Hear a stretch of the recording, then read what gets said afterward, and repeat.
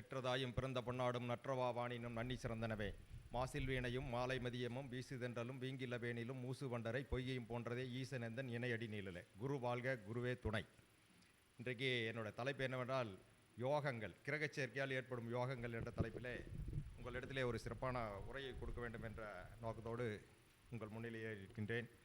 நமக்கு யோகங்கள் அப்படின்னு நம்ம பார்க்கும்போது சொல்லியிருப்பாங்க, என்ன சொல்லுவாங்கன்னா கிழமை, திதி, நட்சத்திரம், யோகம், கர்ணம் அப்படின்னு சொல்லியிருப்பாங்க. அந்த யோகம் அல்ல இது. இது கிரகச் சேர்க்கையால் ஏற்படும் யோகம் அப்படின்னு சொல்கிறாங்க. யோகங்கள் அப்படிங்கிறது பார்த்திங்கன்னா நம்ம ஜோதிடத்தில் 6500க்கு மேற்பட்ட யோகங்கள் நம்ம ஜோதிடத்தில் இருக்குங்க. இந்த யோகங்கள் அப்படிங்கிறத நம்ம என்னென்னா யோகம் அப்படின்னா நன்மை மட்டுமே செய்யும், இதுக்கு மட்டும்தான் யோகம் அப்படிங்கிற மாதிரி எல்லோரும் நம்ம நினச்சிட்டு இருக்கோம். அப்படி இல்லைங்க. அதாவது யோகம் அப்படிங்கிறது ஒரு செயல், அந்த செயல் அப்படிங்கிறதுக்கு பேர் தான் யோகம். அதாவது மரணம் அப்படிங்கிறதும் கூட யோகம் தான் சொல்லியிருக்காங்க, மரண யோகம் அப்படின்னு தான் சொல்லியிருக்காங்க. அப்போ கிரக சேர்க்கையால் ஒரு கிரகத்தினுடன் இன்னொரு கிரகம் இணையும் போது அந்த இடத்துல ஒரு அதாவது ஒரு கெமிக்கல் ரியாக்ஷன் மாதிரி அந்த இடத்துல ஒரு இது கிரியேஷன் நடக்குது. அப்போ என்னென்னா அந்த இடத்துல ஒரு விளைவு ஏற்படுதுங்க. அதுதான் யோகம்.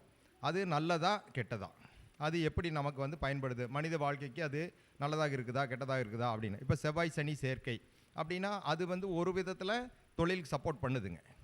ஆனால் அது என்ன பண்ணுதுங்க, நமக்கு சில மெடிக்கலாக பார்த்திங்க அப்படின்னா மருத்துவத்துறையில் அது நமக்கு ஒரு சில இடர்பாடுகளை கொடுக்கும். இந்த மாதிரி யோகங்களுக்கு நிறைய நம்ம டெஃபினிஷன் சொல்லிகிட்டே இருக்கலாம். யோகங்கள் இல்லாமல் ஜோதிடமே இல்லைங்க. ஜோதிடம் அப்படிங்கிறது யோகத்தில் தான் ஜோதிடம் இருக்குது. யோகத்தை வச்சுட்டு தான் நம்ம ஜோதிடம் சொல்லிக்கிட்டு இருக்கோம். அப்போ அந்த இதில் பார்த்திங்க அப்படின்னா பலதரப்பட்ட யோகங்கள் இருக்குது. யோகங்கள் என்றால் கிரகச் சேர்க்கை அப்படின்னு தான் சொல்கிறோம். அப்போது யோகம் இல்லாத ஜாதகம் உண்டா அப்படின்னா இருக்கவே இருக்க முடியாதுங்க, இல்லவே இல்லை. யோகம் இருந்தால் தான் ஜாதகம், இல்லைன்னா அது ஜாதகமே அல்ல.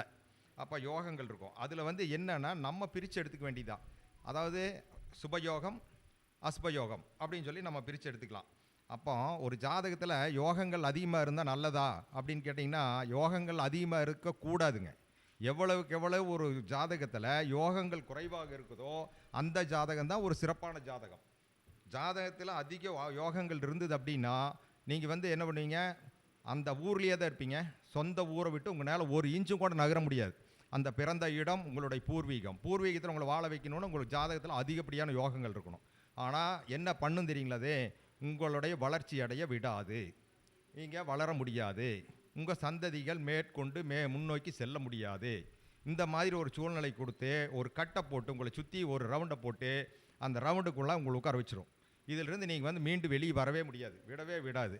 அப்போ யோகங்கள் யாருக்கெல்லாம் குறைவாக இருக்குதோ அவங்க என்ன பண்ணுறாங்கன்னா ஒரு இடம் விட்டு ஒரு இடம் மாற வைக்குது. யோகங்கள் ரொம்ப குறைவாக இருக்கிறவங்க தாங்க வெளிநாடு போயிடுவாங்க. ரொம்ப ரொம்ப யோகம் குறைவாக யாருக்கு இருக்குது, எந்த ஜாதகத்தில் இருக்கோ அந்த ஜாதகன் இந்த நாட்டில், இந்த ஊரில், அடுத்து பார்த்திங்கன்னா இந்த மாவட்டத்தில், அடுத்து இந்த மாநிலத்தில், அடுத்தது இந்த கண்ட்ரியில், இந்த நாட்டில் வாழ முடியாமல் அவன் வெளிநாடே ஓடிடுறான். ஆனால் அது அவனுக்கு அங்கே போனதுக்கப்புறம் அது வேறு மாதிரி வேலை செய்ய ஆரம்பிக்குது.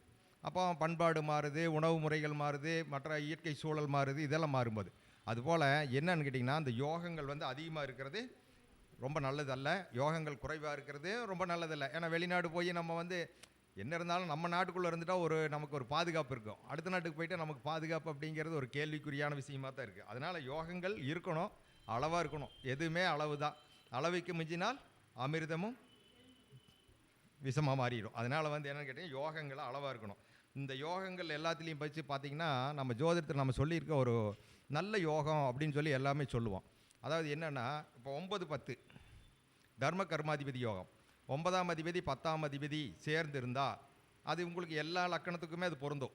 அதை சொல்லுவாங்க, காலபுருஷனுக்கு 9ஆம் அதிபதி குரு, 10ஆம் அதிபதி சனி, இவங்க 2 பேரும் சேர்ந்து 9லேயோ 10லேயோ இருந்ததுன்னா அது தர்ம கர்மாதிபதி யோகம் அப்படின்னு நம்ம மூல நூல்கள் எல்லாம் சொல்லப்பட்டிருக்கு. ஆனால் என்னன்னு கேட்டிங்கன்னா ஒவ்வொரு லக்கணத்துக்கும் தர்ம கர்மாதிபதி யோகம் உண்டு, அது வேலை செய்யும். ஆனால் இது இதோட நின்றுச்சா, லக்கணத்துக்கு மட்டும்தானா அப்படின்னா கிடையாதுங்க. அடுத்து ராசிக்கும் பார்க்கலாம். ராசிக்கு 9-10 குடையவனும் சேர்ந்து இருந்தாலும் அதுவும் தர்ம கர்மாதிபதி யோகமாக வேலை செய்யும், 2ஆம் தரமாக. அடுத்தது சூரியனுக்கு 9-10 சேர்ந்து இருந்தால் அது 3ஆம் தரமாக உங்களுக்கு வேலை செய்யும்.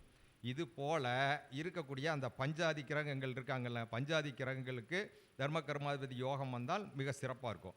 அதையே தாண்டி இது பஞ்சாதி கிரகங்கள் அடுத்து இருக்கக்கூடிய மீதி இருக்கக்கூடிய 4 கிரகங்கள் இருக்கும். 2 ஒளிக்கிரகங்களும் 2 சாயா கிரகங்கள் இருக்கும். அதுக்கும் வந்து உங்களுக்கு தர்ம கர்மாதிபதி யோகம் அப்படிங்கிறது செயல்படும். அதனுடைய வெளிப்பாடு வந்து உங்களுக்கு வேறு மாதிரி இருக்கும்னு வச்சுங்களேன். அப்படி புரிஞ்சுக்கணும் நம்ம. இதனுடைய செயல்பாடுகள் வந்து நன்மையாகவும், அதனுடைய செயல்பாடுகள் வந்து நமக்கு கொஞ்சம் இடர்பாடுகளாகவும் இருக்க வாய்ப்பு இருக்குது. இதில் மெயினாக வந்து இந்த பஞ்சமகா புருஷ யோகம் அதுக்கு அடுத்தது. பஞ்சமகா புருஷ யோகம் அடுத்த சிறப்பான ஒரு யோகம். பஞ்சமகா புருஷ யோகம் அப்படிங்கிற ரொம்ப அருமையாக பண்ணும். சூரியன் சந்திரனை விட்டுறணும், ராகுகேதை விட்டுறணும், மீதி இருக்கக்கூடிய 5 பிளானெட்டு. இந்த 5 பிளானெட்டும் ஒருத்தருக்கு பஞ்சமகா புருஷ யோகம்னா 5 பிளானெட்டுக்கு தொடர்பு இருக்கணும், அல்லது 5 பிளானெட்டும் ஒரு பாவத்தில் இருக்கணும். அது எப்படிப்பட்ட பாவத்தில் இருந்தாலும் இது நல்லது செய்யும். பாதகாதிபதி சாரத்தில் வீட்டில் போய் உட்கார்ந்துருந்தாலுமோ, அல்லது அட்டமாதி வீட்டில் உட்கார்ந்துருந்தாலும், விரையாதிபதி வீட்டில் உட்கார்ந்துருந்தாலும், 6ஆம் அதிபதியினுடைய வீட்டில் இருந்தாலும் கூட இந்த யோகம் சிறப்பாக வேலை செய்யும். அது எப்படி வேலை செய்யுங்கிறதனுடைய அந்த செயல்பாடு, அதனுடைய தன்மை, அதன் குணம் இது மட்டுமே மாறுபடும். மற்ற விதமாக அது வந்து அந்த இது செயல்பாடை அது அந்த கொடுத்ததும் தீரும், யோகத்தை கொடுத்தே தீரும்.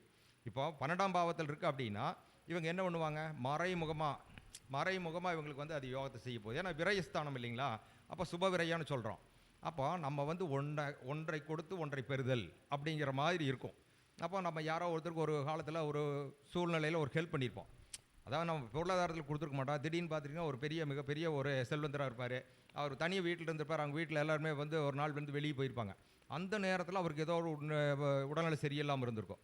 அவர் அந்த இடத்துல நம்மளை வந்து யாருமே அவருக்கு அந்த இடத்துல இருந்திருக்க மாட்டாங்க. நம்மளை கூப்பிடுவார், கையாட்டி கூப்பிடுவார். அவர் யாருன்னு நமக்கு தெரியாது. ஆனால் திடீர்னு என்ன பண்ணி எதற்கு இவர் கூப்பிட்றாரு அப்படின்னு சொல்லிட்டு நம்ம போய் பார்த்துருப்போம். திடீர்னு பார்த்தா அவருக்கு எனக்கு இது மாதிரி நெஞ்சு வலிக்குதுங்க அப்படின்னு சொல்லியிருப்பாங்க. நீங்கள் என்ன பண்ணியிருப்பீங்க, உடனடியாக கூட்டிகிட்டு போய் அவரை கொண்டு போய் ஹாஸ்பிட்டல் சேர்த்தி அந்த நேரத்தில் இவரை காப்பாற்றிருப்பீங்க. இந்த ஒரு சின்ன செயல்பாடு இதை வந்து அவர் என்ன பண்ணாரோ மனசில் வச்சுக்கிட்டே இருந்துட்டு அவர் என்னைக்கோ ஒரு நாளில் அவருடைய இதில் வந்து உங்களுக்கு எதாவது செய்யணுங்கிற என்ன நோக்கம் இருந்துக்கிட்டே இருக்கும் இல்லைங்களா. அப்போ அவருக்கு ஒரு காலகட்டம் வரும்போது அவர் நினைப்பார், இனிமேல் நம்ம தாழ்த்திட்டு இருக்கக்கூடாது, அவருக்கு ஏதாவது செஞ்சிடணும் அப்படின்னு சொல்லி போட்டு ஒரு நாளைக்கு நீங்கள் எதிர்பார்க்காத அளவுக்கு உங்களுக்கு ஒரு பெரிய இதை கொடுத்துருவார். இல்லைப்பா தம்பி, இந்த மாதிரி வந்து நீங்கள் அன்றைக்கி எனக்கு உதவி பண்ணீங்க பாருங்கள், இந்த இடத்துல வந்து ஒரு 40 சென்ட் இருக்குது, அது நான் உங்கள் பேருக்கு எழுதி வச்சுறேன் அப்படின்றார். இந்த மாதிரியாக வந்து சில அது பலன் கொடுக்கும். இந்த யோகங்கள் வந்து நமக்கு எப்படின்னா மறைமுகமாக கொடுக்கும், நேரடியாக கொடுக்கும், தெரிஞ்சு கொடுக்கும், தெரியாமையும் கொடுக்கும். இந்த மாதிரியெல்லாம் வந்து இந்த யோகங்கள் வேலை செய்யும். இப்போ பார்த்தீங்கன்னா இந்த யோகத்துக்கு நம்ம எல்லா யோகங்களையும் நம்ம வச்சுருக்கோம். எல்லா யோகம் மகாராஜா யோகம்னு ஒன்று இருக்குது, பஞ்சமகா புருஷ யோகம் இருக்குது, ஹம்ச யோகம் இருக்குது, ருசுக யோகம் இருக்குது. இப்படியெல்லாம் யோகங்கள் போயிட்டே இருக்கும். அப்போ பார்த்தீங்கன்னா இந்த பஞ்சமகா புருஷ யோகம் நம்ம சொல்லிட்டோம், நல்லாயிருக்கும். ஆனால் இது வந்து எல்லா யோகத்தை யார் தர்றாங்க அப்படின்னு பார்த்தோம்னா செவ்வாய் கொடுக்குறது. இப்போ யோகத்துக்கு பேர் ருசுக யோகம். ருசுக யோகம் செவ்வாய் கொடுக்கும். பத்திர யோகத்தை வந்து புதன் கொடுப்பார். சச யோகத்தில் சனி கொடுப்பார். மாளவிகா யோகத்தை வந்து சுக்கிரன் கொடுப்பார். ஹம்ச யோகம் அப்படிங்கிறத குரு கொடுப்பார். ஆனால் இதில் எல்லா யோகத்துலேயும் விட இந்த இது வந்து பார்த்திங்க அப்படின்னா இந்த ஹம்ச யோகம் அப்படின்னு பார்த்தீங்களா, ஹம்ச யோகம் வந்து நல்லது பண்ணுவோம் அப்படின்னு சொல்லி எல்லோரும் நம்பிட்டு இருக்காங்க. ஹம்ச யோகம் நல்லது பண்ணவே பண்ணாதுங்க. ஹம்ச யோகம் இருக்கிறதுலேயே மிகப்பெரிய தீமை செய்யக்கூடிய ஒரு யோகம். ஆனால் ஹம்ச யோகம் நல்லது அப்படிங்கிற மாதிரி எல்லாம் நினச்சிட்டு இருக்கோம். அந்த யோகம் பார்த்திங்க அப்படின்னா அது வந்து நம்மளை வந்து அது தீமை செய்யும். அதாவது வந்து மிகப்பெரிய உயரத்துக்கு போகிட்டு இது வந்து என்ன பண்ணணும், நம்மளை இறக்கி விட்ரும். ஆனால் வந்து அந்த ஹம்ச யோகத்தில் உள்ளவங்களுக்கு ஒரு இது சிறப்பு இருக்குது. என்னென்னா அவங்கள கூட்டிகிட்டு வந்து ஒரு நிறுவனத்தை நீங்கள் தொடங்கும் போதோ ஒரு இது வந்து ஒரு ஃபங்க்ஷனை தொடங்குறோம் அப்படின்னா ஹம்ச யோகத்தில் உள்ளவங்களை வச்சு அந்த குத்து விளக்கு ஏற்றுதல் அப்படின்னு சொல்லுவோம். நம்ம முதல்ல அவங்கள வச்சு நம்ம பண்ணணும் அப்படின்னு வச்சுங்களேன், அந்த நிறுவனமும் அந்த ஃபங்க்ஷனும் ரொம்ப சிறப்பாக நடக்கும் அப்படிங்கிறது இந்த ஹம்ச யோகத்துக்கு உண்டு. இந்த ருசுக யோகம் அப்படின்னா அதுவும் வந்து அந்த யோகம் பார்த்திங்கன்னா நமக்கு பண்ணுற மாதிரி பண்ணுங்க. ஆனால் கடைசியில் கொண்டு போய் நம்மளை கொண்டு போய் குழியில் தள்ளி விட்ரும். கடைசியில் கொண்டு போய் கூட்டி கழித்து பார்த்தீங்கன்னா கடைசியில் என்னடான்னு பார்த்தீங்கன்னு வச்சுங்களேன், தொழில் செஞ்சுட்டே இருப்பீங்க, 10 வருஷம் தொழில் செஞ்சுருப்பீங்க, முதலீடு போட்டிருப்பீங்க, உழைச்சிருப்பீங்க, எல்லாம் பண்ணிட்டு கடைசியில் வந்து பேலன்ஸ் ஷீட் எடுத்து பார்த்தீங்கன்னா என்னடா இருக்குன்னு பார்த்தீங்கன்னா ஜீரோவில் வந்து நிற்கும். முடிஞ்சால் கடன் கொண்டு போய் விட்ரும். அந்த மாதிரியெல்லாம் பண்ணிடுங்க. அதனால் இந்த யோகங்கள் அப்படிங்கிறத நம்ம வந்து ஒரு அளவுக்கு தான் யோகங்களை பயன்படுத்த முடியும். யோகங்கள் நல்லது செய்யும் அப்படின்னு சொல்லி எல்லா நேரத்துலையும் நம்ப முடியாது. அதனால் வந்து என்ன யோகங்களாக பேசணும்னா நிறைய பேசிகிட்டே இருக்கலாம்.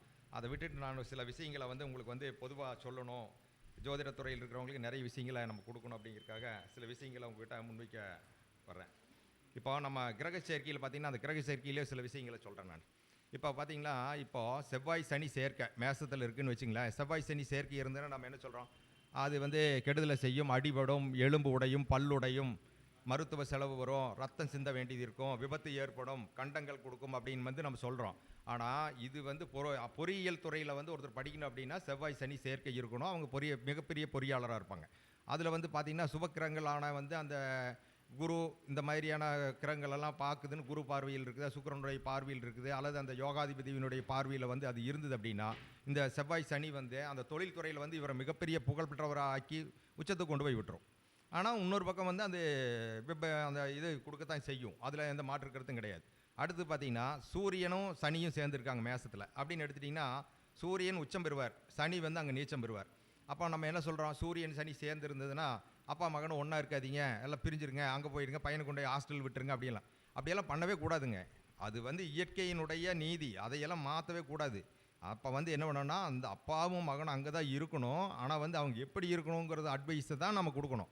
அப்பா கிட்ட சொல்லி வைக்கணும், பையனை வந்து நீங்கள் மிரட்டாதீங்க, பையனுக்கு கண்டிஷன் போடாதீங்க, அப்படி படி இப்படி படி, இதை தான் படிக்கணும், இதை செய்யாத அதை செய்யாத அப்படின்னு சொல்லி பையனை நீங்கள் சொல்லக்கூடாது. அப்படி சொல்ல வேண்டிய ஒரு சூழ்நிலை வந்தாலும் கூட நீங்கள் வந்து அவங்க தாயார்கிட்ட சொல்லணும். சொல்லி இந்த மாதிரி இருக்குது, அவங்ககிட்ட இப்படி சொல்லு, அவன் இப்படி பண்ண சொல்லு அப்படின்னு சொல்லி நம்ம அட்வைஸ் பண்ணி அதை சீர்திருத்த வேண்டியதான் நம்மளுடைய வேலையை தவிர நம்ம வந்து ஒரு தவறான நோக்கத்தை வந்து அப்பா மகனுக்கு ஆகாது, ஒத்து வராது, அப்பா சொன்னால் மகன் கேட்க மாட்டான், மகன் சொன்னால் அப்பா கேட்க மாட்டான், இப்படியெல்லாம் டூஸ் பண்ணி விடக்கூடாது. அதேமாதிரி பையனுக்கிட்டையும் சொல்லி வைக்கணும். பையன் வந்து அவன் செய்கிற வேலை வந்து அவங்க அப்பாவுக்கு பிடிக்காது. ஏன்னா இவன் வந்து இன்றைக்கி இருக்கிற ஒரு ஜென்ரேஷன் படி அவன் பண்ணுவான்.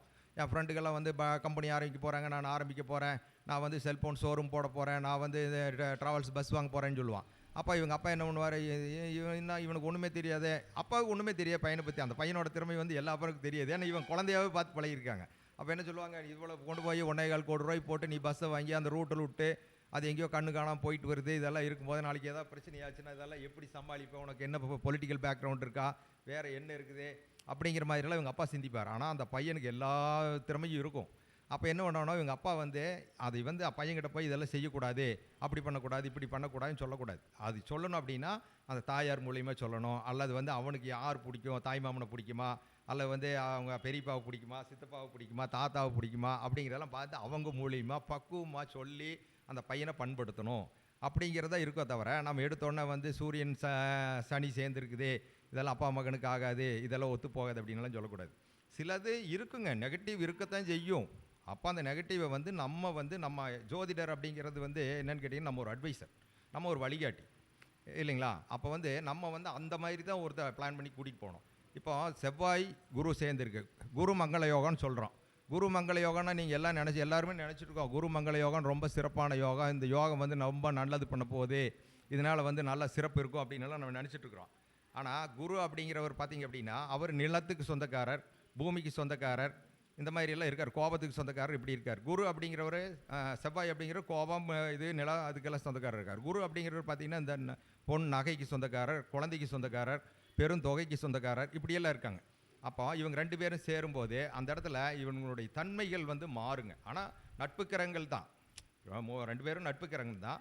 ஆனால் வந்து ஒரு நெருப்பு ஒரு நீருக்கு, 2 பேருமே ஒரு நெருப்புக்கும் ஒரு நீருக்கும் உரியவங்களாக இருக்காங்க. அப்போ இவங்க 2 பேரும் நட்பு கிரகமாக இருந்தாலும் கூட அவங்க வந்து என்ன பண்ணுறாங்க, இப்போ வந்து தனுசில் இருக்கக்கூடிய ஒரு குரு அப்படிங்கிறவர் நெருப்பு கிரகம், மேசத்தில் இருக்கக்கூடிய செவ்வாய் அப்படிங்கிற நெருப்பு, இவங்க 2 பேரும் கனெக்ட் ஆனாங்கன்னா ஒத்து போயிடுவாங்க. அதே வந்து விருச்சிகத்தில் இருக்கக்கூடிய செவ்வாயும் மீனத்தில் இருக்கக்கூடிய குருவும் இணையும் போது இந்த இடத்துல வந்து ஒரு கான்ட்ரவர்சி வராமல் ஒத்து போயிடுறாங்க.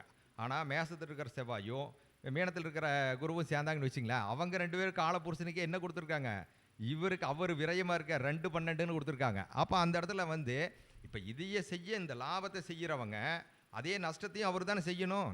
அப்போ அது சார்ந்த அப்போது சரியான சேர்க்கை வந்து அந்த இடத்துல இருக்கும்போது நமக்கு நெகட்டிவாக என்ன நடக்கும், அதை வந்து இந்த பொண்ணும் பொருளையும் கொடுக்கும், தனத்தையும் கொடுக்கும், குழந்தையும் கொடுக்கும், வீட்டையும் கொடுக்கும், மண் பூமி மனை எல்லாத்தையும் கொடுக்கும், வாகனத்தையும் கொடுக்கும்.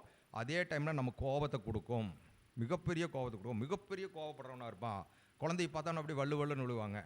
ஆமாம், பெரும் பணம் அப்படின்னு கேட்டால் பணத்து மேலே அப்படி ஒரு ஈர்ப்பு, அந்த பணத்தை கொண்டுட்டு போய் சரியானபடி கையாள தெரியாமல் எவனால்கிட்ட தப்பான ஆள்கிட்ட கொடுத்துட்டு அதே வந்து இவனுக்கு பெரிய மன உளைச்சலாக ஏற்பட்டு அதை வச்சுட்டு இவன் வந்து மனநோயாளியும் கூட மாறிடுவாங்க. அந்த மாதிரியெல்லாம் பண்ணிடுவோம். நம்ம நினைக்கிறோம் செவ்வாய் குரு சேர்க்கை வந்து குருமங்கள யோகம் அப்படி இப்படின்னு நினச்சிட்டு இருக்கிறோம். ஆனால் இதனுடைய பின் விளைவுகள் வந்து அந்த மாதிரியும் இருக்கும். அப்போ ஜாதகம் லக்கணாதிபதி, அது நின்ற பாவம் என்ன, பாவாதிபதி, வாங்கின நட்சத்திர சாரம், அது வாங்கியிருக்கிற டிகிரி வைஸை பார்க்குறோம். ஐயா கூட பேசும்போது சொன்னார், அந்த அவஸ்தைகள் வச்சு பார்க்கணும். அதுக்கடுத்து பார்த்தீங்கன்னா நம்ம வந்து அந்த அங்கிசநாதன் வச்சு பார்க்கணும், துணை அங்கிசநாதன் வச்சு பார்க்கணும். அதுக்கப்புறம் அஷ்டவர்க்கத்துலேயும் கூட நம்ம போய் செக் பண்ணி பார்த்துக்கலாம். அப்புறம் வந்து இந்த டிகிரி வைஸ் ரொம்ப பார்க்கணும். டிகிரி ரொம்ப வேலை செய்யுங்க ஜாதகத்தில். ஒரு ஒரு புள்ளி நம்மளை வந்து தலைகீழ மாற்றி போட்டுருங்க. அந்த மாதிரி இருக்குது. அதுலேயும் அவயோக புள்ளிகள் இருக்குது யோக ஜாதகத்துக்குள்ளே. அதுக்குள்ளேயே வந்து யோக புள்ளிகளும் 2. இப்போ தங்கப்பாண்டியன் ஐயா பேசும்போதும் கூட சொன்னார். அதாவது வந்து நமக்குள்ளே வந்து ஒரு கிரகம் எல்லாம் இருக்குது அப்படின்னா, லக்கணம் அப்படின்னு ஒன்று இருக்குன்னா 6, 8, 12க்குள்ளே தான் அதையும் சுற்றிட்டு இருக்கும். அப்போ எல்லாம் கெட்டவன் இது 1000 பேர் இருக்கானா அதுக்குள்ளே தான் நல்லவன் இருக்கிறான். இது மாதிரி தான் வந்து கிரகங்கள் இருக்குங்க. அதனால வந்து நம்ம என்ன பண்ணணும், பகுத்து பார்க்கணும், அதை புரிஞ்சுக்கணும், அதனுடைய நம்ம இதை தன்மையை கண்டுபிடிச்சி அதன் வழியாக நம்ம நடக்கணும் அப்படிங்கிறது தான் ரூல். இதையை காட்ட வேண்டியது தான் நம்மளுடைய கடமை. அப்போ நம்ம ஜாதகம் பார்க்கும்போது நம்ம வந்து சில விஷயங்களை நாசுக்காக சொல்ல வேண்டியும் இருக்கும். ஒரு பெண் ஜாதகத்தில் இப்போ செவ்வாய் ராகு சேர்க்கை இருக்குங்க. இந்த செவ்வாய் ராகு சேர்க்கை அப்படிங்கும்போது பார்த்தீங்கன்னா, செவ்வாய் அப்படிங்கிறது ஒரு கோபம், ரத்தம், வேகம், இது எல்லாத்துக்குமே செவ்வாய் சொந்தக்காரர். இந்த ராகு அப்படிங்கிறது என்ன பண்ணுவாருன்னா, அவர் எந்த பாவத்தில் நிற்கிறாரோ அந்த பாவாதிபதி மாதிரி செயல்படுவாருன்னு தானே ரூல். அப்போ அந்த பாவாதிபதியும் எடுத்துக்கணும். ஆனால் இதனுடைய சேர்ந்துக்கிறவங்க யாருங்க, செவ்வாய் கூட சேர்ந்துருக்காரு. அப்போ வந்து இவரோட அந்த குணமும் இருக்கும். பாவாதிபதி குணத்தையும் இவரோட குணத்தையும் செவ்வாயோட குணத்தையும் எடுத்துக்குவார். அடுத்தது அவர் வாங்கி நின்ற நட்சத்திரநாதன் இருக்காருல்ல, நட்சத்திரநாதனுடைய குணமும் இவர்கிட்ட இருக்கும். அப்போ 3 வகையான தன்மை இவர்கிட்ட ஏற்கனவே வந்துடும். அடுத்தது இவர் யாரை பார்க்குறாங்கல்ல, பார்க்குறக்கிற நல்லவனாக இருந்தானா கொஞ்சம் இதனுடைய தாக்கம் குறையும். ஆனால் பார்க்குறவன் வந்து கெட்டவனாக பார்த்துட்டான்னு வச்சுங்க, ஏற்கனவே இருக்கிற தீயில எண்ணெய் ஊற்றி விட்ட மாதிரி ஆகி போயிடும். இந்த மாதிரி அது செயல்பாடுகள் இருக்கும். அப்போது நம்ம வந்து என்ன சொல்கிறோம், ஜாதகத்தை பார்த்தோன்னே இந்த மாதிரிங்க அந்த பொண்ணு இப்படி இருப்பாங்க, கொஞ்சம் நீங்கள் அட்ஜஸ்ட் பண்ணிக்கணும். ஆனால் வந்து மற்றபடியாக வந்து பொருத்தம் இருக்குங்க, 7, 7.5 பொருத்தம் இருக்குது, 8 பொருத்தம் இருக்குங்க. மற்றபடி தசாபுத்தி எல்லாம் நல்லா இருக்குது. அடுத்தடுத்து வரக்கூடிய இதெல்லாம் தசாபுத்திகள் யோகமாக இருக்குது. இந்த பிள்ளைக்கு நல்லா கலஸ்தர பாவம் நல்லா இருக்குது, 4ஆம் பாவம் நல்லா இருக்குது, இப்படியெல்லாம் சொல்கிறோம். அப்போ சொல்லி இதெல்லாம் இணைக்கலாங்க, நல்ல வாழ்க்கை இருக்கும், நல்ல வாழ்க்கை துணையாக இருப்பாங்க அப்படின்னு சொல்கிறோம். ஆனால் அந்த இடத்துல ஒரு சின்ன ட்விஸ்ட் உள்ளே இருக்குது தான் செய்யுது. அதை வந்து நம்ம அந்த சுட்டி காட்டி சொல்லணும். சொல்லாமட்டான்னு வச்சுங்களேன், அவங்க வந்து அந்த இடத்துல தான் பிரச்சனையாகுது. இப்போ செவ்வாய் ராகு ஒரு பெண்ணுக்கு சேர்ந்துருக்கு அப்படின்னா, அந்த பொண்ணு வந்து நீங்கள் சாப்பாடு போடணும், பக்கத்துலேயே டைனிங் டேபிள் நின்று சாப்பாடு போடணும், நீங்கள் சாப்பாடு வரைக்கும் பக்கத்தில் இருக்கணும் அப்படின்னு நீங்கள் நினைக்கிறது மிகப்பெரிய தவறு. அது வந்து நீங்கள் எதிர்பார்க்கக்கூடாது. அந்த பொண்ணு அது செய்யாது. வேறெல்லாம் ஒன்றும் கிடையாது, அவ்வளோதான், வெரி சிம்பிள். அப்போ என்னென்னா நம்ம வந்து அதை அண்டர்ஸ்டாண்ட் பண்ணி புரிஞ்சுக்கணும். அப்போது நம்ம என்ன பண்ணணும், நான் சரிம்மா நீ வந்து டேபிள் எடுத்து வச்சு நான் வந்து சாப்பிட்டுக்கிறேன் அப்படின்னு சொல்லிட்டீங்கன்னு வச்சுங்களேன், அது ஒன்றும் பெரிய மேட்டரெலாம் ஒன்றும் இல்லைங்க. அதை எடுத்து நம்ம பாட்டுக்கு எடுத்து சாப்பிட்டு போட்டு நம்ம பாட்டுக்கு அந்த தட்டை வச்சுட்டு போனாலும் கூட வந்து எடுத்து கழுவி வச்சுட்டு போயிடாது. ஆனால் நம்ம வந்து அது சாப்பாடு போடுன்னு கூப்பிடக்கூடாது. கூப்பிட்டோம்னா சண்டை வந்துடும். இந்த இடம் ஒரு சின்ன இது மாதிரி பண்ணோம்.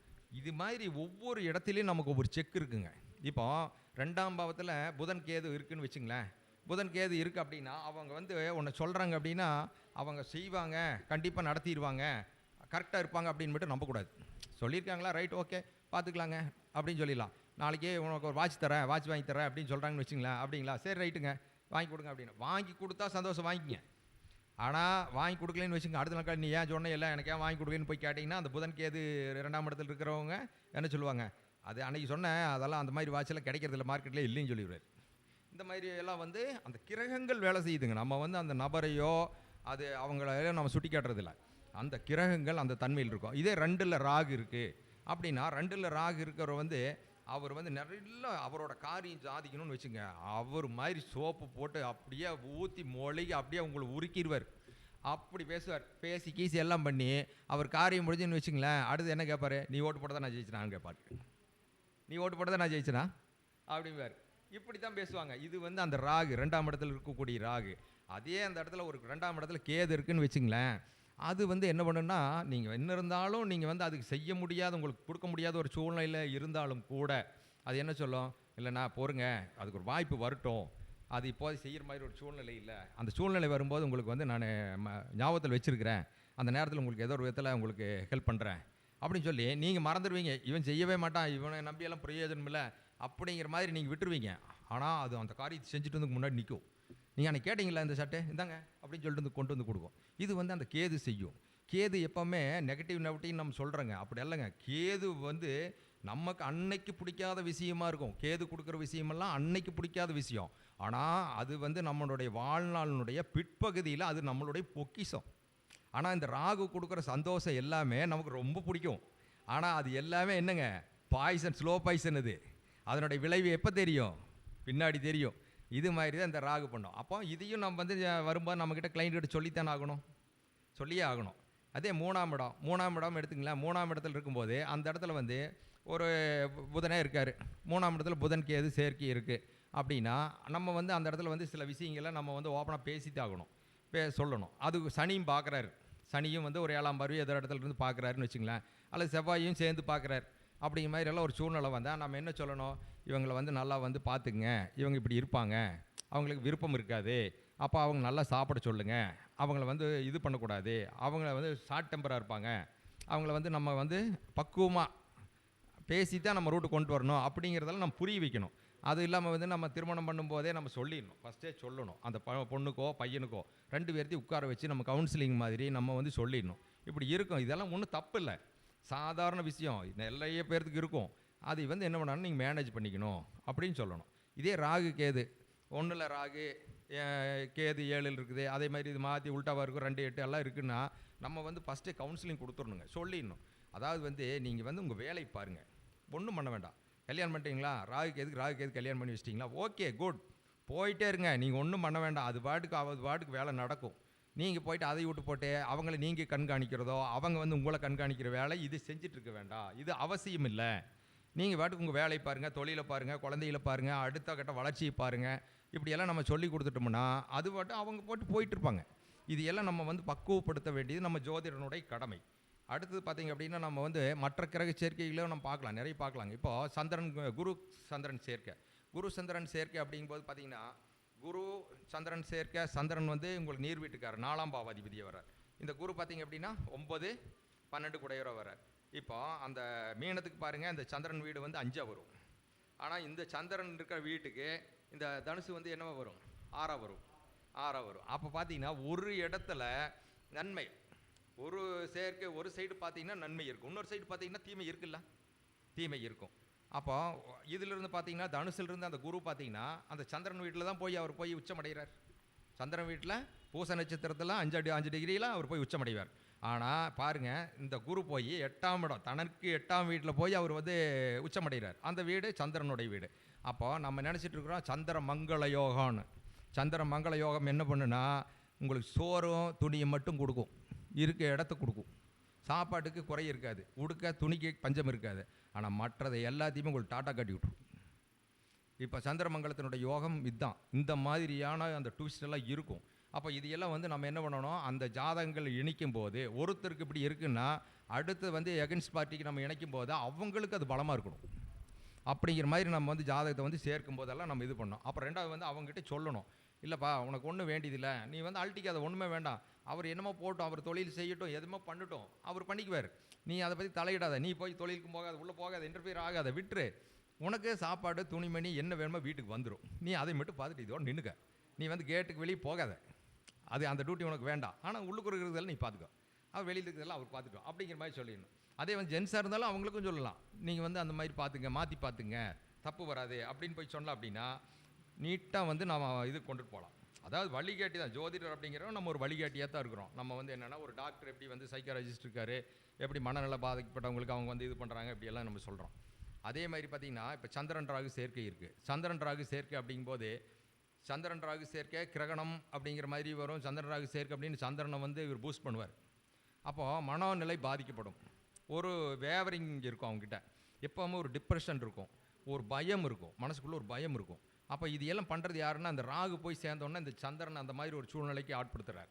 அப்போ இதுக்கெல்லாம் வந்து நம்ம என்ன சொல்லணும்னா உடனே வந்து அவர் ரொம்ப இப்படி இருப்பார் அப்படி இருப்பாருனால பயமுறுத்தக்கூடாதுங்க.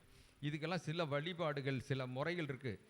அதாவது அருமையான ஒரு ரூட்டெல்லாம் இருக்குங்க. நம்ம போய் சும்மா போய் அங்கே கோயிலுக்கு போய் கோயிலோ எந்த கோயிலுக்கும் போகவே வேண்டாங்க. அதாவது வந்து மர வழிபாடு அருமையாக வந்து இந்த சந்திரன் ராகு சேர்க்கைக்கு மிகப்பெரிய ஒரு அற்புதமான ட்ரீட்மெண்ட்டே அதாங்க. வேறு எதுவுமே பண்ண மாட்டேன், இது அருமையாக கேட்கும்.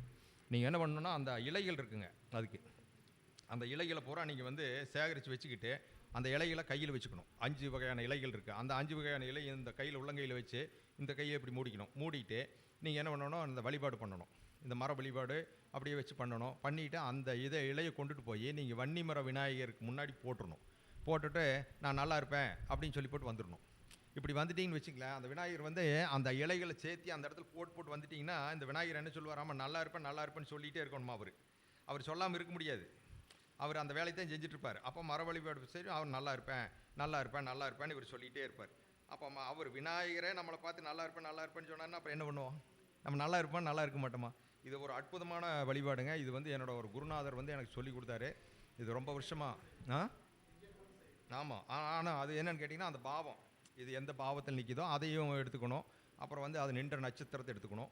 இதை எடுத்துக்கிட்டு நம்ம கனெக்ட் பண்ணி நம்ம செஞ்சோம் அப்படின்னா அது சரியாக வரும். அது இருக்கக்கூடிய அதுக்கு பேர் பஞ்சபத்திர வழிபாடுன்னு அதுக்கு பேர். அதில் இருக்கக்கூடியது என்னன்னு கேட்டிங்கன்னா துளசி வில்வம் அருகு வேம்பு வன்னி இந்த 5லையும் கொஞ்சம் கொஞ்சம் எடுத்துகிட்டு நீங்கள் வந்து அந்த கையில் வச்சு நீங்கள் இப்படி வச்சுட்டு அந்த வழிபாடு பண்ணிவிட்டு அந்த விநாயகர் வந்து வன்னிமர விநாயகர்கிட்ட தான் போடணும். போட்டுட்டு நல்லா இருப்பேன் அப்படின்னு யார் நல்லா இருப்பேன்னு சொல்ல வேண்டாம். விநாயகர் நல்லா இருப்பாரா நீங்கள் நல்லா இருப்பேன்னு சொல்லிவிட்டு நீங்கள் வச்சுட்டு வந்துடணும். வச்சுட்டு வந்துட்டீங்கன்னு வச்சுங்களேன், இது வந்து நீங்கள் அடிக்கடி செஞ்சுட்டே இருக்கணும். ஒரு மாதத்துக்கு ஒரு தடவையோ இல்லை 2 மாதம் 3 மாதத்துக்கு ஒரு தடவையோ இந்த மாதிரிலாம் செய்யும்போது இந்த சந்திரன் ராகு சேர்க்க மனநிலை பாதிச்சிடுவாங்க. நிச்சயம் நிறைய பேருக்கு அந்த மாதிரி இருக்கும். சில பேருக்கு வெளியே தெரியும், சில பேருக்கு வெளியே தெரியாது. அவங்க போய் பேசுனீங்கன்னா இப்போ ஒரு மாதிரி பேசுவாங்க, அப்புறம் ஒரு மாதிரி பேசுவாங்க. கொஞ்சம் அந்த டென்ஷன் பார்ட்டியாக தான் இருப்பாங்க. அப்போ இவங்களுக்கெல்லாம் வந்து இந்த வழிபாடு வந்து ரொம்ப அருமையாக வேலை செய்யுங்க. அதை வச்சுட்டு இருந்தீங்கன்னா உங்களுக்கு வளர்ச்சியும் கொடுக்கும். இதெல்லாம் வந்து ரொம்ப அற்புதமான பரிகாரங்க இது. ஆமாம். துளசி வில்வம் அருகு வேம்பு வன்னி இந்த 5 வந்து கொஞ்சம் கொஞ்சமாக வச்சு நம்ம 2 உள்ளங்கையிலையும் டச் ஆகிற மாதிரி இப்படி வச்சு அமுத்திக்கணும். அப்போ சாமி கும்பிடும்போது நம்ம இப்படி தானே கும்பிட்றோம், அந்த மாதிரி வச்சு நம்ம பண்ணணும். இப்படி பண்ணும்போது இது வந்து அருமையான அற்புதமான பரிகாரங்க. இது வந்து நம்ம பண்ணலாம். அப்புறம் வீட்டில் வந்து இந்த நமக்குலாம் வீட்டில் அடிக்கடி வீட்டுக்குள்ளே பாருங்கள், ஒவ்வொரு வீட்டில் பார்த்தீங்கன்னா எப்போ பார்த்தாலும் ஒரு சண்டையாக இருக்கும். ஒரு அப்பா மகனுக்கு சண்டையாக இருக்கும், அம்மா மகனுக்கு, அப்பா கணவன் மனைவிக்கு, இந்த மாதிரிலாம் பார்த்தீங்கன்னா ஒரு சவுண்டு கேட்டே இருக்கும். இதெல்லாம் என்னென்னு கேட்டிங்கன்னா எதனால் இதெல்லாம் வருதுன்னா நம்ம என்னமோ நினச்சிருக்கோம் நம்ம கிரக சேர்க்கை அப்படி பண்ணுது அது பண்ணுது. இதில் வந்து அந்த கண் திருஷ்டி அப்படின்னு ஒன்று இருக்குது. இது வந்து நமக்கு தெரியாத ஒரு வேலை செஞ்சுக்கிட்டே இருக்குங்க. அந்த கண் திருஷ்டி வந்து ரொம்ப மோசமாக நம்மளை வந்து இந்த மாதிரி எல்லாம் பண்ணும்.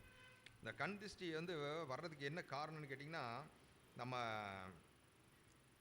வெளியே போகிறோம், நம்மளை பார்க்குறாங்க, என்ன இவங்க இப்படி இருக்காங்க, இந்த மாதிரி ட்ரெஸ் போட்டிருக்காங்க, இவ்வளோ நகை போட்டிருக்காங்க, கார் வச்சுருக்காங்க, இவ்வளோ சொத்து இருக்குது, கம்பெனி வச்சுருக்காங்க, அப்படி இப்படின்லாம் சில இதெல்லாம். இது எல்லாமே ஒரு மனிதனுடைய ஏக்கம்.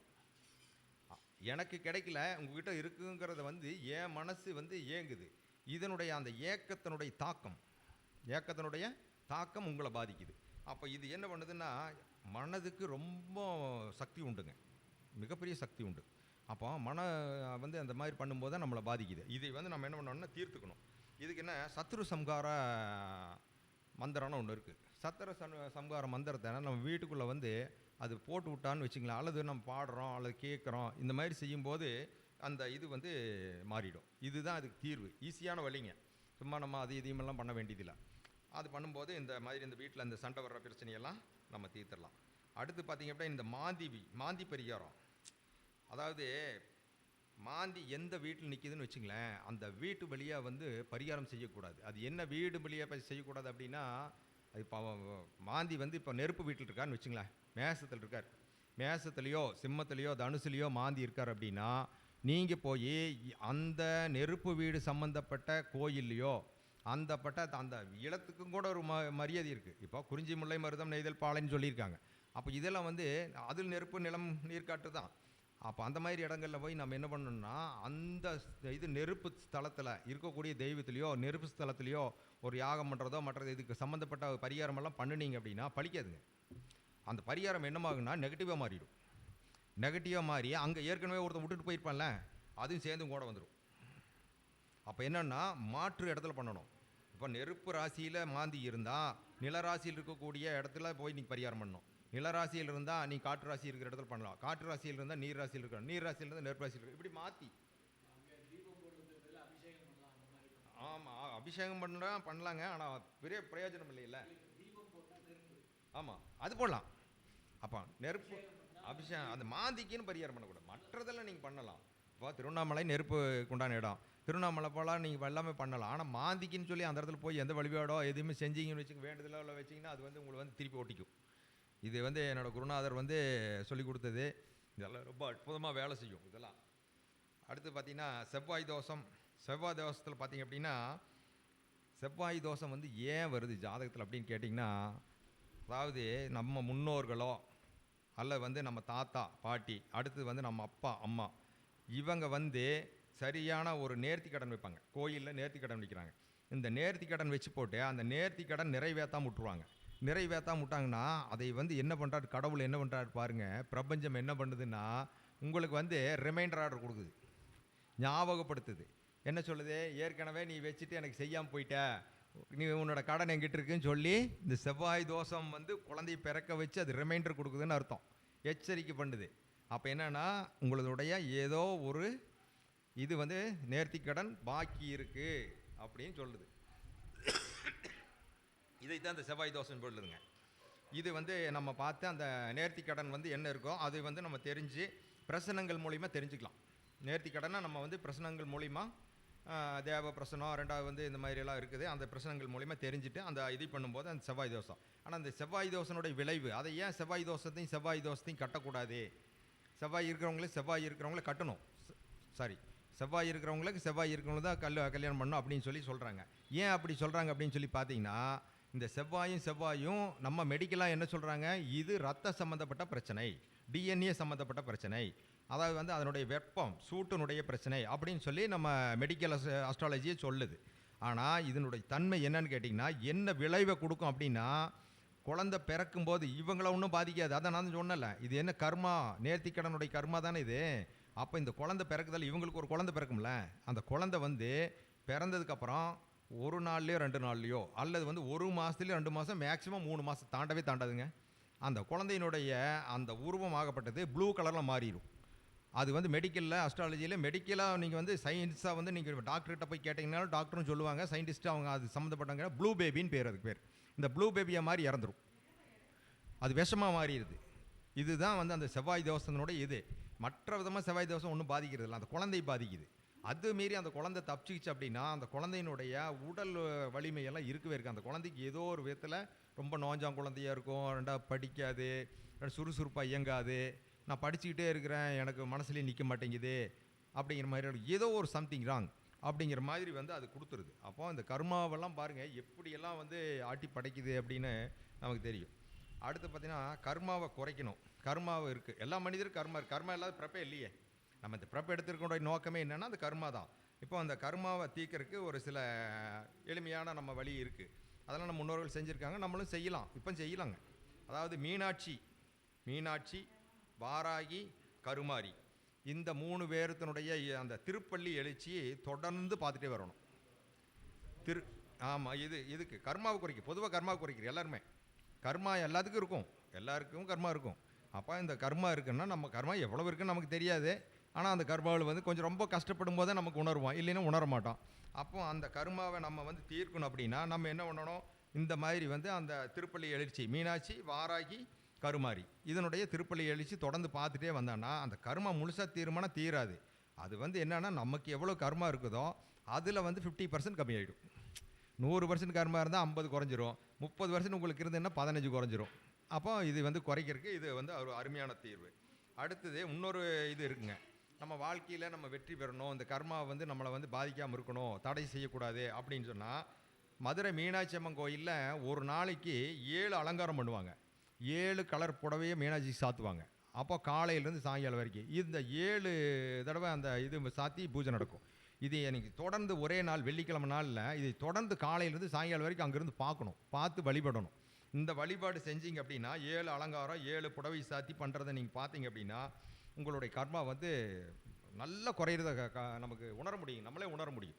அந்த மாதிரி சில வேலைகளெல்லாம் செய்யும். அடுத்து பார்த்திங்கன்னா உங்களுக்கு இது பண்ணும்போது மர வழிபாடு, இந்த மர வழிபாடுங்கிறது மிகப்பெரிய அற்புதங்க. நம்ம உடனடி தீர்வு கிடைக்கிறதுல இந்த மர வழிபாடு.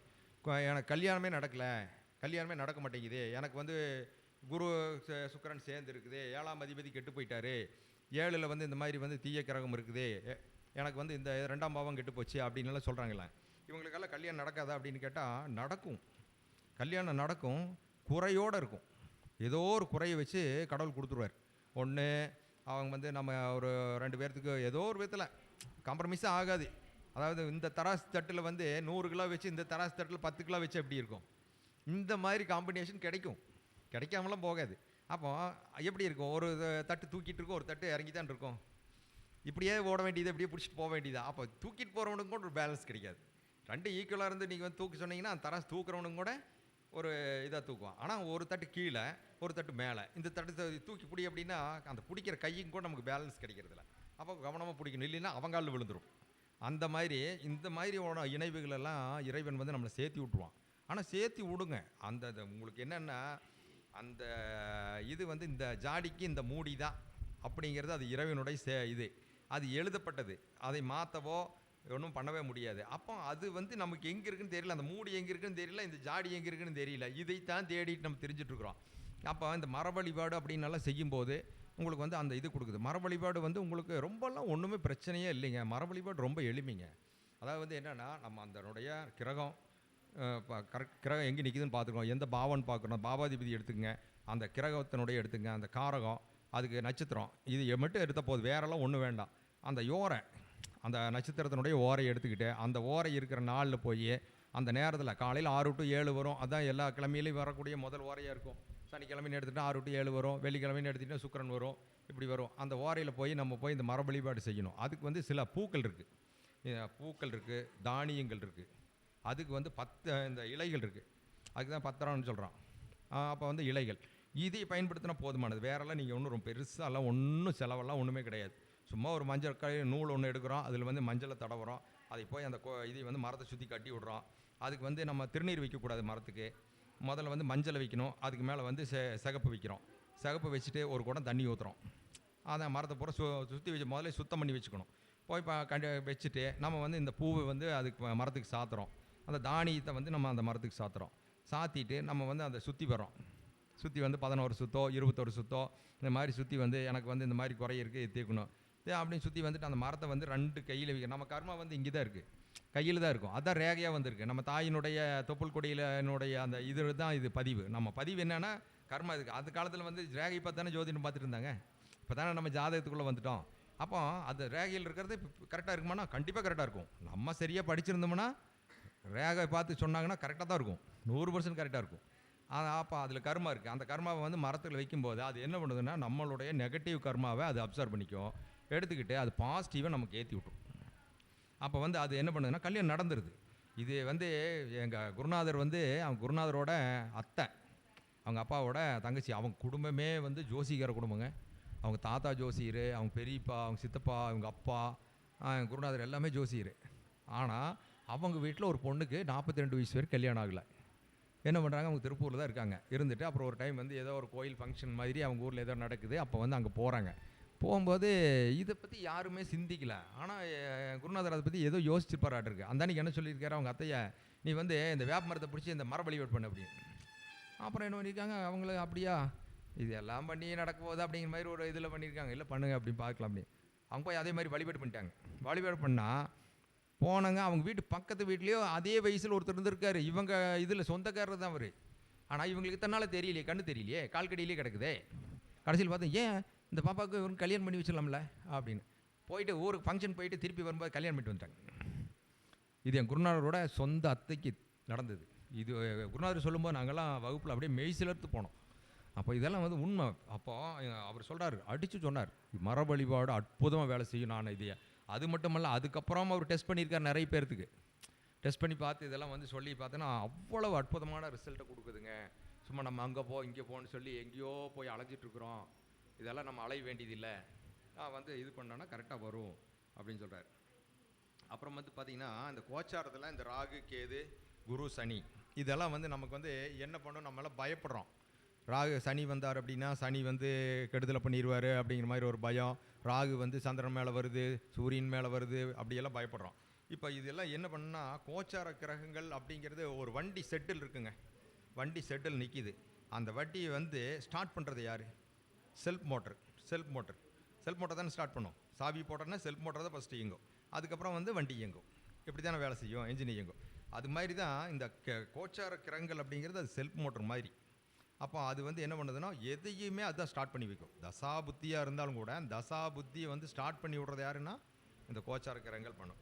இந்த கோச்சார கிரகங்கள் எப்படி பலனை கொடுக்க அப்படின்னா, இந்த ராகு கேது இருக்குது பாருங்கள், இந்த ராகு கேது நன்மை செய்யுமா அப்படின்னா 5% நன்மை செய்யும். கோச்சாரத்தில் 5% மட்டும்தான் நன்மை செய்யும், 95% தீமை செய்யும். இதுதான் வந்து ராகு கேதுனுடைய கோச்சாரத்தினுடைய நிலை. அடுத்தது பார்த்திங்கன்னா சனி என்ன பண்ணும் தெரியுங்களா? கோச்சாரத்தில் 60% தீமையும் 40% நன்மையும் செய்யும். எல்லாருமே நம்ம கோச்சார சனியை பார்த்து எல்லோரும் ரொம்ப தீமை பண்ணிடுறோம் அப்படின்னு பயந்துட்டு இருக்கிறோம். இல்லை, 60% தீமை பண்ணும், 40% நன்மை பண்ணும் அப்படிங்கிறது தான் அதனோட இது. அதே மாதிரி குரு வந்து 100% நன்மை செய்யும் நம்புகிறோம். அப்படியெல்லாம் செய்யாதுங்க. குருவும் தீமை செய்வார், சில இடத்துக்கு பண்ணித்தான் ஆகணும். இப்போ மிதுன லக்கணத்துக்காரனுக்கு குரு என்ன பண்ணுவார்? கன்னியா லக்கணத்துக்காரனுக்கு குரு என்ன பண்ணுவார்? நல்லது பண்ணுவாரா? பாதகாதிபதியை போயிட்டார், அவர் பண்ணவே மாட்டார். அப்போ அவனுக்கும் இவர் படி அளந்தான் ஆகணும், எல்லாத்துக்கும் படி அளக்கணும் இல்லையா? அது மாதிரி பார்த்தீங்கன்னா அந்த 25% கெடுதலையும் 75% நன்மையும் செய்யும் குரு. இப்படி தான் வந்து உங்களுக்கு வந்து அந்த கோச்சாரக்கரங்கள் வேலை செய்யும். அதாவது வந்து ராகு வந்து என்ன பண்ணுது? மனிதனுக்கு தேவையானதையெல்லாம் ஆசைப்படுறதையெல்லாம் கொடுக்கும். இந்த வச்சுக்கோன்னு கொடுத்து இவனை வந்து ரொம்ப உச்சிக்கு கூட்டிகிட்டு போயிடும், ரொம்ப சந்தோஷப்படுத்திடும், மலை மேலே கூட்டிகிட்டு போய் தள்ளி விட்டுரும். கடைசியில் என்ன பண்ணுவோம்? அங்கேருந்து உருட்டி விட்டு போயிடும். இது வந்து இந்த ராகு பண்ணுற வேலை. இந்த கேது என்ன பண்ணுன்னு கேட்டிங்கன்னா, உங்களுக்கு எதெல்லாம் வேண்டாமோ அதையெல்லாம் செய்ய வைக்கும். காலையில் 4 மணிக்கு தூங்குறவனை எழுப்பி எந்திரனை எழுப்பி பச்சை தண்ணி ஊற்ற வைக்கும். ஊற்றிட்டு போய் கோயிலுக்கு போய் பஜனை பாடிக்கிட்டே போங்க. ஐயப்பன் கோயிலுக்கு போக நீ மாலை போட்டுக்கிட்டு நீ வந்து இது தரையிலேயே கட்டுறாங்கோ. இப்படியெல்லாம் வந்து நம்மள என்ன பண்ண, அதெல்லாம் நமக்கு துன்பமாக தானே தெரியும். நினச்சி பாருங்கள், அதெல்லாம் வந்து நமக்கு ஒரு மனிதனுக்கு என்ன பண்ண, நாம் தூங்குற நேரத்தில் போய் இப்படியெல்லாம் எழுப்பிவிட்டு இப்படியெல்லாம் பண்ணுறாங்களே அப்படியே விருப்பப்பட்டது சாப்பிட முடியாது நீங்கள் மாலை போட்டிங்கன்னா. இந்த மாதிரி ஒவ்வொரு இடத்துலையும் அப்புறம் வந்து நீங்கள் வந்து ரொம்ப இது சென்சிட்டிவாக இருக்கணும், கண்ணியமாக இருக்கணும் அந்த நேரத்துலலாம். இப்படியெல்லாம் பண்ண மனிதனுக்கு வேண்டாதெல்லாம் கொடுக்கும், கசப்பாக தெரியும், ஆனால் அதனுடைய விளைவு எப்படி இருக்குங்க பின்னாடி ரொம்ப அற்புதமாக இருக்கும். அது மாதிரி இந்த ராகு கேதுக்கள் இப்படியெல்லாம் கொடுக்கும். அடுத்தது சந்திரன் புதன் சேர்க்கை வந்து என்ன பண்ணுதுன்னா, மனசு சொல்கிறத புத்தி கேட்காது, புத்தி சொல்கிறத மனம் கேட்காது. அப்போ இவங்க 2 பேருக்கு இந்த மாதிரியான ஒரு கான்ட்ரவர்சி வந்துக்கிட்டே இருக்கும். இது வர்றதுனால தான் பார்த்தீங்கன்னா இந்த சந்திரன் புதன் அப்படிங்கிற நமக்கு சின்ன கதை சொல்லியிருப்பாங்க. அந்த கதையெல்லாம் வந்து நமக்கு உண்மையாக பொய்யானாலும் தெரியாது. அப்போ சந்திரன் புதன் சேர்க்கை அப்படின்னா இந்த மாதிரி ஒரு சின்ன பிரச்சனை கொடுத்துக்கிட்டே இருக்கும், வேவரிங் இருந்துக்கிட்டே இருக்கும். இப்போ சந்திரனும் புதனும் வந்து நேருக்கு நேராக பார்த்துக்கிறாங்கன்னு வச்சுங்களேன். மேசத்தில் வந்து சந்திரன் இருக்கார், புதன் வந்து துலாத்தில் இருக்கார். இவங்க 2 பேரும் நேருக்கு நேராக வந்து சமசப்தமாக 7ஆம் பார்வையை பார்த்துக்கிறார். அப்படின்னா என்ன நடக்கும் அப்படின்னு பார்த்தீங்கன்னா, ஒன்று இவர் ஏமாற்றப்படுவார், இல்லை இவர் ஏமாற்றுவார். இவரை யாரால் ஏமாற்றுவாங்க, அப்படி இல்லைன்னா இவர் என்ன பண்ணுவார்? யாரோ ஒருத்தரை ஏமாற்றுவார். இந்த மாதிரி சம்பவம் அங்கே செஞ்சுக்கிட்டே இருக்கும். இந்த புதனும் சந்திரனும் இந்த வேலை தான் நடக்கும்.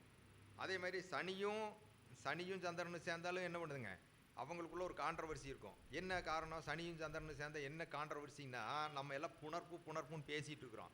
இந்த இடத்துல நம்ம கவனிக்க வேண்டிய ஒரு முக்கியமான சமாச்சாரம் என்னன்னா, ஏன் சந்திரனும் சனிக்கு வந்து பிரச்சனை வருது அப்படின்னா, சந்திரன் வந்து 27.25 நாளில் ஒரு வட்டம் அடிச்சுட்டு வந்துடுவாரா கட்டத்தை.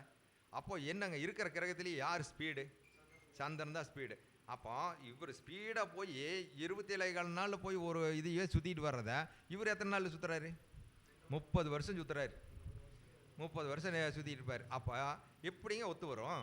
ஒரு வேகமாக நடக்கிற ஒரு மனைவி அவனை வந்து எப்படியோ போய் தவுந்து போகிற ஒரு கணவன், அல்லது வந்து வேகமாக போகிற ஒரு கணவன் தவுந்து போகிற ஒரு மனைவி ஒத்து வருமா?